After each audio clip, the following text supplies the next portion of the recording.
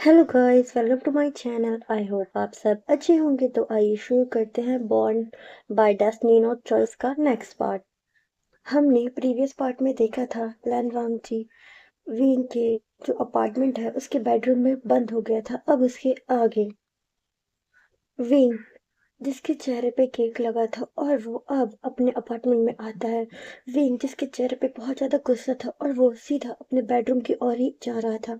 वांग जी जिसे अब किसी के बेडरूम में आने की आवाज सुनाई देती है वो जल्दी से अलमीरा खोल के उसमें घुस जाता है। विंग अब अपने बेडरूम में आता है और वो सीधा बाथरूम में चला जाता है। विंग जो कि अभी ही उसने बात लिया था अब उसे दोबारा अपने फेस को क्लीन था करना था। विंग जो कि खुद को मिरर में ही देख रहा था और वो कहता है आई हेट केक, मुझे केक बिल्कुल नहीं पसंद। और वो जोकर ये कह के विंग गुस्से में शीशे की ओर देख रहा था। उसके बाद विंग जो कि शावर के नीचे खड़ा हो जाता है और वो फिर से बात लेता है। विंग सीन शिफ्ट करके हमें वांग जी का दिखाया जाता है। वांग जी जो कि अलमीरा में बंद था और वांग जी जिसको अब वहां पर बहुत ज्यादा घुटन हो रही थी। और वांग जी कहते हैं ये मैं कहाँ फंस गया, मैं यहाँ पे अपना आईडी कार्ड लेने आया था। अगर मैं यहाँ से निकला नहीं तो कल मेरा एग्जाम का क्या होगा, मैं क्या करूंगा। और वांग जी जो कि बहुत परेशान हो रहा होता है। सीन शिफ्ट करके हमें विंग का दिखाया जाता है। विंग जिसने बात ले लिया था और विंग जिसका मूड अब बिल्कुल भी अच्छा नहीं था और विंग सीधा अपने बेडरूम में आता है और वो खुद को ही देख रहा था। सीन शिफ्ट करके हमें वांग जी का दिखाया जाता है। वांग जी जिसे पता चल रहा था कि कोई बेडरूम में आ गया है। वांग जी जिसके हाथ कांप रहे थे और वो बहुत ज्यादा घबरा रहा था। और विंग जो कि अब अलमीरा के पास जाता है और वो अपना एक नाइट सूट निकालने वाला था। विंग जैसे ही अलमीरा ओपन करता है अचानक ही उसमें से कोई पर्सन निकलता है और वो सीधा विंग के ऊपर ही गिर जाता है और वो दोनों पर्सन सीधा बेड पे गिर जाते हैं। और उसके लिप्स और विंग के लिप्स जो कि एक दूसरे पे प्रेस हो जाते हैं। विंग जिसकी आंखें अब बड़ी हो जाती हैं और वो घूर के उसे देख रहा था। लेकिन वांग जी जिसकी आंखें बंद थीं, वांग जी जो कि विंग को धक्का देकर यहाँ से भागने की सोच रहा था। लेकिन अचानक ये क्या हुआ, वांग जी भी इससे हैरान था। लेकिन वांग जी जिसकी आंखें अभी बंद थीं, विंग देखता है कि उसकी आंखें अभी भी बंद है। अब विंग जो कि खुद से वांग जी को दूर करता है और उसे दूसरी साइड बेड पे फेंक देता है और कहता है तुम यहाँ क्या कर रहे हो। वांग जी जिसकी आंखें अब खुल गई थी और वांग जी कहता है मैं यहाँ। वांग जी वांग जी जो कि बहुत ज्यादा घबरा रहा था और वो कहता है मैं यहाँ। विंग कहता है मैंने तुमसे इतना पूछा कि तुम यहाँ क्या कर रहे हो, क्या तुम्हें मेरी बातें सुनाई नहीं दे रही।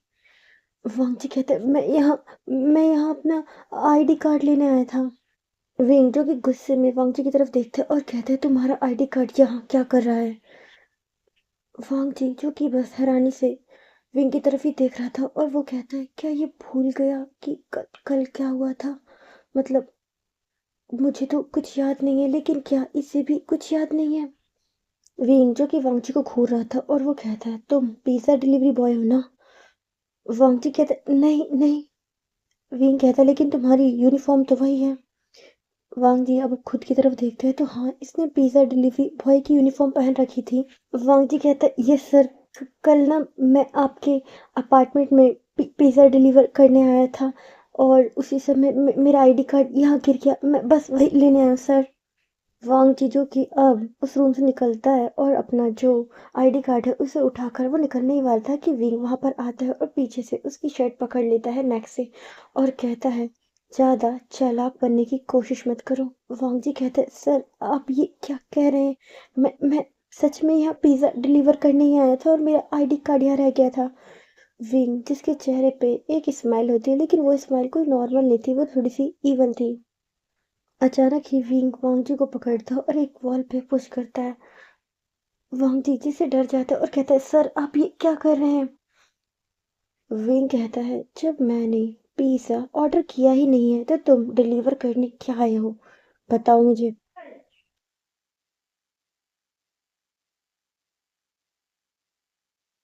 वांग जी कहता है नहीं सर, ऑर्डर इसी अपार्टमेंट इसी बिल्डिंग से आया था। विंग कहता है ठीक है ऑर्डर दिखाओ। वांग जी जो कि अब घबरा जाता है क्योंकि उससे तो कोई ऑर्डर आया ही नहीं था, वो विंग को ऑर्डर कैसे दिखाता। वांग जी कहते हैं सर मेरा फोन ऑफ हो चुका है वरना मैं आपको अभी ऑर्डर दिखाता। सर मुझे देर हो रही है, सर मुझे निकलना है। वांग जीजू के निकलने की कोशिश करता है लेकिन विंग वांग जी को फिर से पकड़ लेता है और कहता है रात के 3 बजे तुम्हें कहाँ जाना है, वो भी इतनी बारिश में।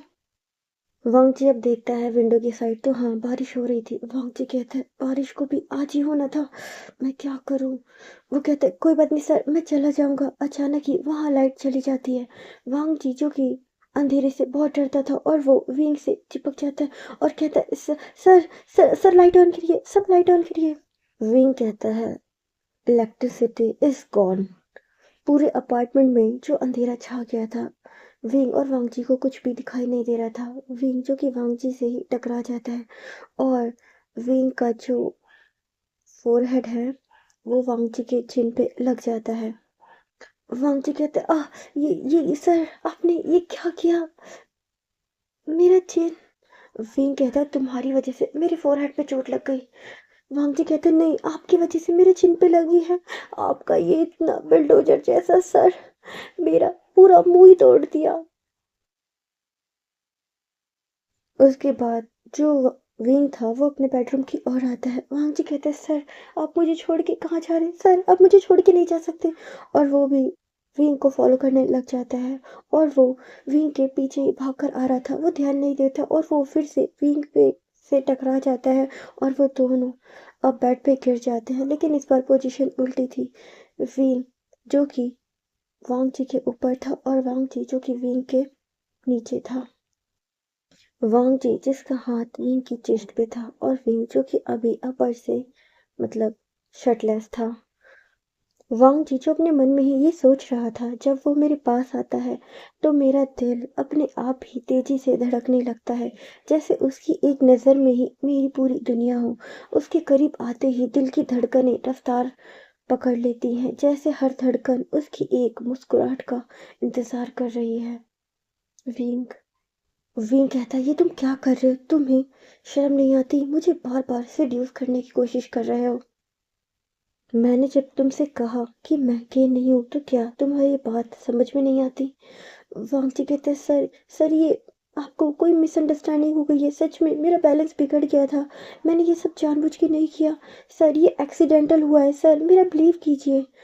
विंग जो कि अब गुस्से में आता है और वांग जी ने जो विंग के हाथ पे मतलब विंग के चेस्ट पे अपना हाथ रख रखा था उस हाथ को पकड़ लेता है और उसे बैक साइड मोड़ देता है और कहता है तुम करना क्या चाहते हो, क्या तुम्हारे लिए एक रात काफी नहीं है। वांग जी जो विंग को ही घूर रहा था और कहता है इसको सब कुछ याद है लेकिन इसने मेरे सामने ऐसे बन के दिखा रहा था जैसे इसे कुछ भी याद नहीं है।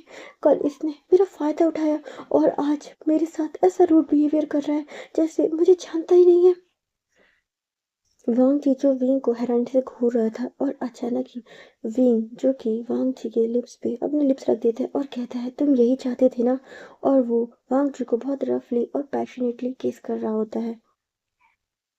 वांग जी जिसको अब सांस लेने में प्रॉब्लम हो रही थी इसलिए वो अपना फेस इधर उधर कर रहा था और वो विंग से दूर होने की कोशिश कर रहा था लेकिन विंग जो कि अब अपने हाथ से वांग जी का चिन पकड़ लेता है और फिर वो कंटिन्यू से किस कर रहा होता है और वो वांग जी को बिल्कुल नहीं छोड़ता। उनकी किस ये बहुत लंबी थी और ये 30 मिनट तक चलती है। उसके बाद वांग जी जो कि विंग को एक धक्का देता है जिससे जो विंग है वो भी बेड पे गिर जाता है और वो दोनों ही इस समय हाफ रहे थे।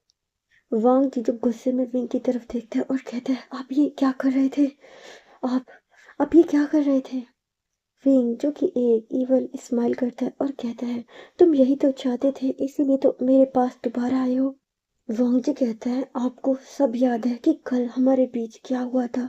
एक पल के लिए मुझे याद नहीं है, मैं नशे में था, लेकिन आपको सब याद है। फिर भी आप इतनी देर से मेरे सामने ऐसे बन के दिखा रहे थे जैसे कि आपने आपने कुछ भी नहीं किया, आपको कुछ भी याद नहीं हो। हम कल मिले और हमारे बीच क्या हुआ, आपको कुछ भी याद नहीं है। आपने ऐसा क्यों किया। विंग जिसके चेहरे पे एक स्mirk होता है और वो कहता है तुम कल मेरे पास आए, मैंने तुम्हें रिजेक्ट किया लेकिन फिर तुम दोबारा मेरे पास आए और जब बार बार कोई मेरे पास आता है तो मुझे उस पे दया आ जाती है और कल मुझे तुम पे दया ही आ गई।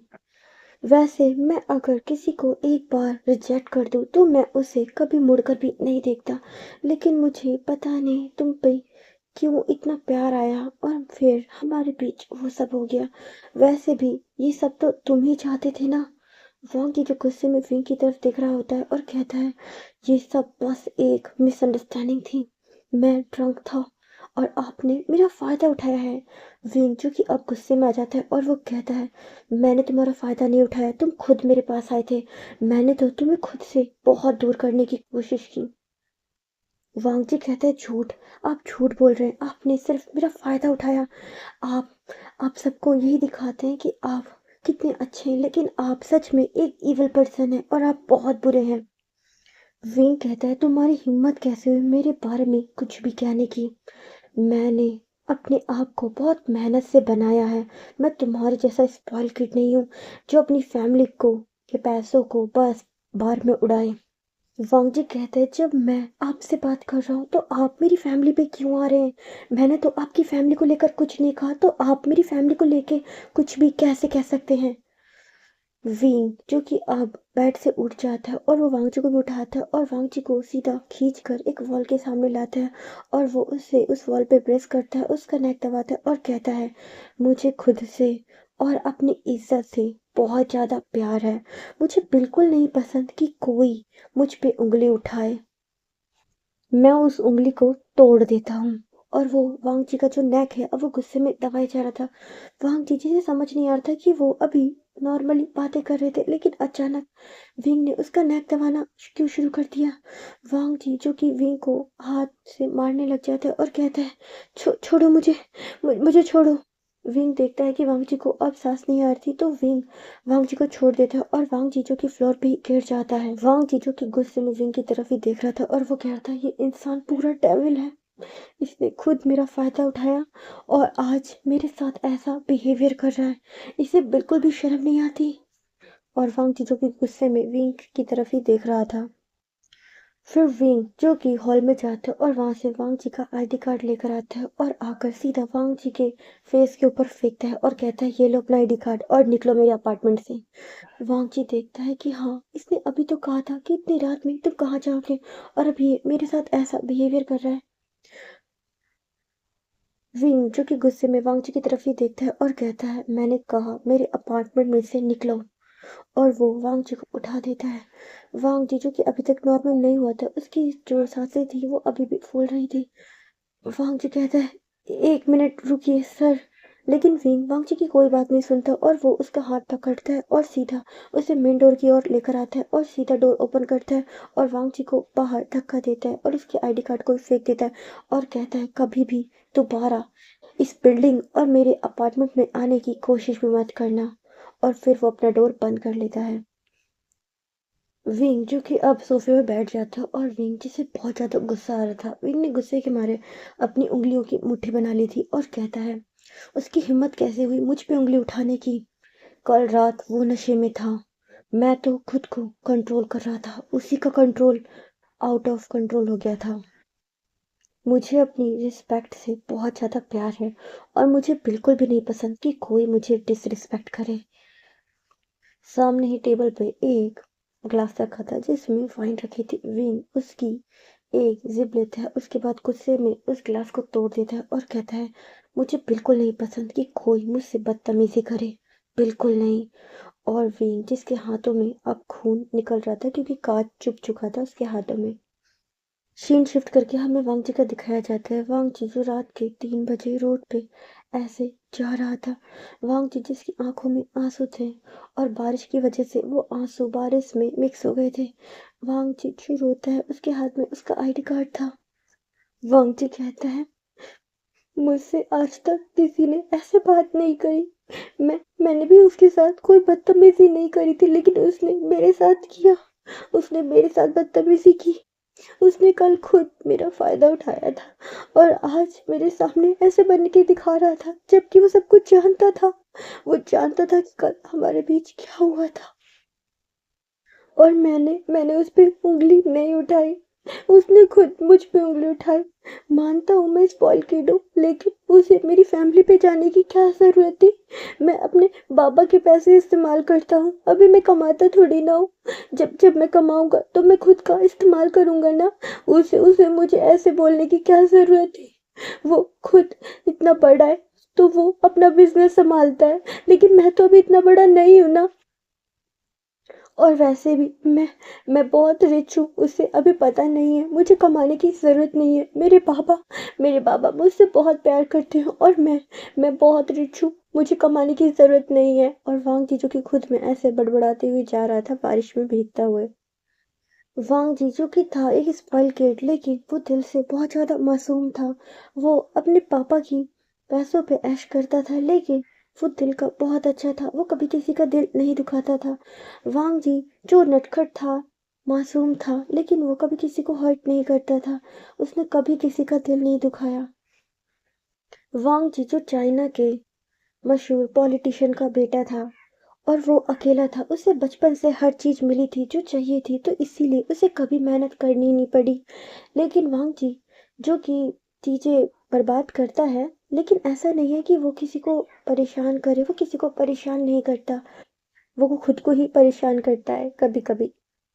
वांग जी जो कि रोते रोते अपने हॉस्टल आ जाता है, और वांग जी जो कि अपने रूम में आ जाता है, और वांग जी जिसे आज बहुत बुरा लगा था, क्योंकि वांग जी से आज तक किसी ने भी ऐसे बात नहीं करी थी।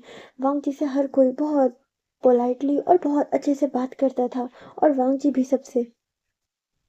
वांग जी जो कि बस अपने आईडी कार्ड को देख रहा होता है और कहता है, तुम्हारी वजह से मुझे वहां जाना पड़ा, कल मेरा एग्जाम है और देखो आज मैं रो रहा हूँ, अगर मैं ऐसे ही रोता रहा तो मैं एग्जाम में क्या लिखूंगा। और फिर वांगची अपने आंसू पोंछ लेता है और फिर वो कहते हैं, मुझे अभी सो जाना चाहिए, कल मेरा एग्जाम है, उसकी वजह से मैं अपना एग्जाम क्यों खराब करूं, मुझे अपना एग्जाम बिल्कुल खराब नहीं करना। और फिर वांगची जो कि अपने कपड़े चेंज करता है और वो आकर लेट जाता है। सीन शिफ्ट करके हमें विंग का दिखाया जाता है, विंग जो कि अब अपने जो बेड है उस पे लेटा हुआ था, और वांग जी जहाँ पर मतलब लेटा हुआ था वहां पे विंग का हाथ था, और विंग जो कि अपने हाथ से उसे जगह को सहला रहा था, और विंग जिसके मन में ये थॉट आ रहे थे, जब वो मेरे करीब आता है तो उसकी सांस की गर्माहट तक दिल को सुलगा देती है और धड़कन अपनी हद से ज्यादा तेज हो जाती है। उसकी नजर से नजर मिली, दिल ने एक सेकंड में दिल को सिग्नल भेजा, शरीर जैसे झूम गया। फिर समझ में आया कि खुद को कंट्रोल करना है, वरना शायद कंट्रोल टूट जाएगा। जब वो इतने करीब आता है तो दिल की धड़कन नहीं, पूरा बदन शोर मचाने लगता है, शरीर बेचैन हो जाता है। विंग जिसके सामने वांगची की वो स्माइली आ रही थी जब वो पहली बार क्लब में उसके पास ड्रिंक लेकर आया था। विंग कहता है, उसकी एक हल्की सी मुस्कुराहट और मैं अंदर से पूरा पिघल गया, जैसे बर्फ में धूप पिघल गई। विंग कहता है, मैं ये क्या उसके बारे में सोच रहा हूँ, मैं तो उससे गुस्सा हूं ना, और मैंने उस पर गुस्सा किया भी, और मैंने उसे खुद धक्के मार के अपने अपार्टमेंट से भगा दिया, फिर मैं उसके बारे में ऐसे थॉट क्यों रख रहा हूँ। विंग जिसको ये समझ नहीं आ रहा था, और वो जो कि बस इन ख्यालों में ही गुम था, और ऐसे ही ये नाइट बीत जाती है। सीन शिफ्ट करके हमें मॉर्निंग का दिखाया जाता है, वांग जी जो कि तैयार होता है और वो अपने अपार्टमेंट मतलब अपने हॉस्टल से निकल जाता है कॉलेज जाने के लिए। वांग जी देखता है कि आज भी बारिश हुई थी और वो अब कॉलेज पहुंच चुका था। वांग जी जो कि फिर अपने एग्जाम हॉल में बैठ जाता है और वो अपना एग्जाम देता है। वैन क्वीन भी जो दूसरी साइड से आती है और वो कहती है, वांग जी तुम्हारा एग्जाम अच्छे से हो गया। वांग जी कहते हैं, हाँ मेरा हो गया, क्या तुम्हारा भी हो गया। वैन क्वीन कहती है, हाँ मेरा भी अच्छे से हो गया, तुम्हें पता है मैंने जो जो तैयारी करी थी वो सब आया, ये कहकर वो बहुत खुश हो रही होती है। वैन क्वीन जो वांग जी की तरफ ही देखती है और कहती है, वांग जी तुम्हारी आंखें इतनी सूजी क्यों लग रही हैं, वांग जी क्या हुआ, और तुमने मुझे बताया नहीं, तुम कल उस अपार्टमेंट में से कैसे निकले। वांग जी जो कि वैन क्वीन की तरफ ही देख रहा था और वो सोच रहा था, मैं इसे क्या बताऊं। वांग जी कहते हैं, मैं उस अलमीरा में बंद हो गया था और फिर अचानक ही वो अलमीरा ओपन हुआ तो मेरे सामने वही था, और वो शर्टलेस। वांग जी जो कि ऐसे कह रहा था, वैन क्वीन जो कि अब वांग जी की तरफ ही देख रही थी और वो कहती है, शर्टलेस। वांग जी फिर कहना शुरू करता है, जब वो पास आता है तो ऐसा लगता है कि जैसे दिल की धड़कनें ऐसे बढ़ गईं, जैसे एग्जाम में बिना पढ़ाई के क्वेश्चन पेपर मिल गया। उसके करीब आते ही दिल ऐसे हिलने लगता है जैसे वॉशिंग मशीन को किसी ने स्पिन मोड पे हो। जब वो सामने आता है तो दिल में बटरफ्लाई उड़ने लगती हैं, जैसे नई नई कोई लव स्टोरी शुरू हो गई हो नेटफ्लिक्स पे। उसके आते ही दिल की स्पीड ऐसे बढ़ जाती है जैसे रिचार्ज के बाद इंटरनेट की स्पीड। वैन क्वीन जो वांग जी को देख रही थी और कहती है, वांग जी ये तुम क्या कह रहे हो? स्पीड नेटफ्लिक्स क्या? वांग जी जो कि अब अपने होश में आता है और वो कहता है, मैं ये क्या बोल रहा था? वो कहता है, कुछ नहीं। वैन क्वीन कहती है, बताओ ना तुम वहां से कैसे निकले? वांग जी कहता है, बस निकल गया, ये मत पूछो कैसे निकला। ये बहुत मुश्किल था वैन क्वीन, मैं थक चुका हूँ। वैन क्वीन कहती है, ठीक है तुम आ गई यही बड़ी बात है, और हमारे एग्जाम बहुत अच्छे से हो गए। अब हमारी प्लेसमेंट होगी। और ये कह के वो बहुत खुश हो रही होती है और फिर वो वांग जी का हाथ पकड़ती है और कहती है, वांग जी कैंटीन में चलते हैं ना, मुझे बहुत भूख लग रही है। वांग जी कहते हैं, हाँ भूख तो मुझे भी लग रही है, और फिर वो दोनों कैंटीन में आ जाते हैं। वैन क्वीन कहती है, वांगची तुम्हें पता है, सर ने बताया था, अनाउंसमेंट हुई थी कि जो कुछ मल्टीनेशनल कंपनियां हैं वो हमारे कॉलेज में कल आने वाली हैं, और फिर वो हमारा इंटरव्यू लेंगी। अगर हम उस इंटरव्यू में पास हो जाते हैं तो वो हमें रिजल्ट से पहले ही इंटर्नशिप का ऑफर देंगी। वांगची कहते, क्या? ये कब हुआ? वैन क्वीन कहती है, जब तुम कॉलेज में थे तभी हुआ, लेकिन तुम्हारा ध्यान तो कॉलेज में रहता ही नहीं है, तुम तो मस्ती में रहते हो। वांग जी कहते हैं, वैन क्वीन ऐसे मत बोलो ना। वैन क्वीन कहती है, और नहीं तो क्या, कॉलेज में रहते हो लेकिन कॉलेज के बारे में कुछ भी नहीं पता। वहां पर फिर उनके और भी फ्रेंड आते हैं और वो सब लोग बातें कर रहे थे। वांग जी जो कि अपने ही ख्यालों में खोया हुआ था वो सोच रहा था कि उसने उसने मुझे कैसे डांटा। वांग जी जिसके मन से ये बात जा ही नहीं रही थी, क्योंकि वांग जी को आज तक किसी ने भी नहीं डांटा। वांग जी जो कि अपने घर में इकलौता था और वो अपने बाबा का लाडला था। वांग जी जो कहता उसके बाबा उससे उसी समय वो ला करते थे। उन्होंने कभी भी वांग जी से ऊंची आवाज में बात तक नहीं करी, और यहाँ पे तो विंग ने उसे डांटा। वांग जी जो कि बहुत ज्यादा उदास होता है। वैन क्वीन कहती है, वांग जी क्या हुआ, क्या तुम्हारा एग्जाम अच्छा नहीं गया? वांग जी कहते हैं, नहीं ऐसी बात नहीं है, एग्जाम ठीक गया, मैं बस ऐसे ही उदास हूँ, मुझे बाबा की याद आ रही है। वैन क्वीन कहती है, तो अपने बाबा को कॉल कर लो। वांग जी कहते हैं, हाँ कर लूंगा, अभी नहीं कर सकता, बाबा इस समय मीटिंग में होंगे। वैन क्वीन कहती है, ठीक है। उसके बाद सभी फ्रेंड बात कर रहे थे। सीन शिफ्ट करके हमें विंग का दिखाया जाता है, विंग जो कि अभी अपने ऑफिस में था। सीन शिफ्ट करके हमें विंग का दिखाया जाता है, विंग जो कि अपने ऑफिस में होता है और वो कहता है कुछ एम्प्लॉय को, सभी लोग मीटिंग रूम में आओ, मुझे सबसे एक अर्जेंट मीटिंग करनी है।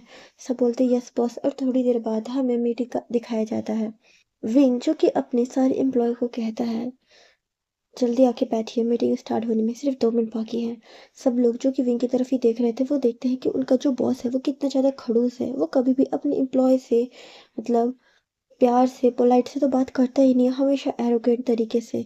लेकिन वो कभी किसी की डिसरिस्पेक्ट नहीं करता, वो हमेशा रिस्पेक्ट से बात करता है, चाहे वो थोड़ा एंग्री रहता है लेकिन वो कभी किसी के साथ मिसबिहेव नहीं करता। विंग जो कि बताना शुरू करता है, कल हम लोग कुछ यूनिवर्सिटी में जाएंगे और जो फाइनल ईयर के स्टूडेंट हैं उनका इंटरव्यू लेंगे, और जो स्टूडेंट इस इंटरव्यू को क्रैक कर लेंगे उनकी हम सीधा इंटर्नशिप के लिए अ, उन्हें एक्सेप्ट कर लेंगे।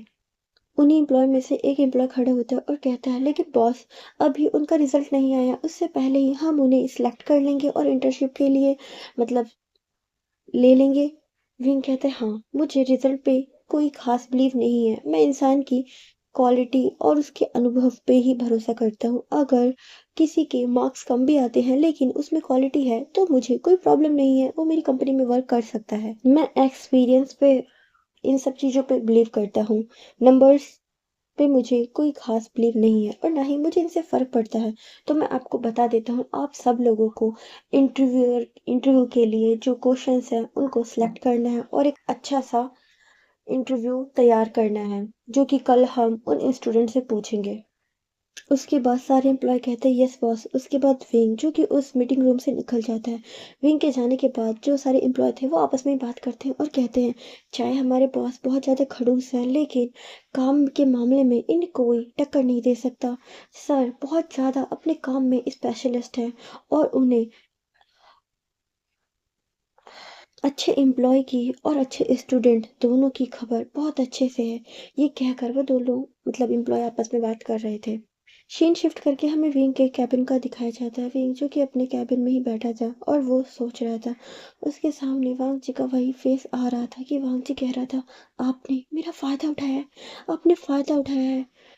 विंग जो कि एक फाइल के बारे में ही पढ़ रहा था, लेकिन वो उस पे फोकस कर ही नहीं पा रहा था। उसके सामने वांग जी का वही फेस आ रहा था और वांग जी की बातें कि आपने फायदा उठाया था मेरे बेहोश में होने का।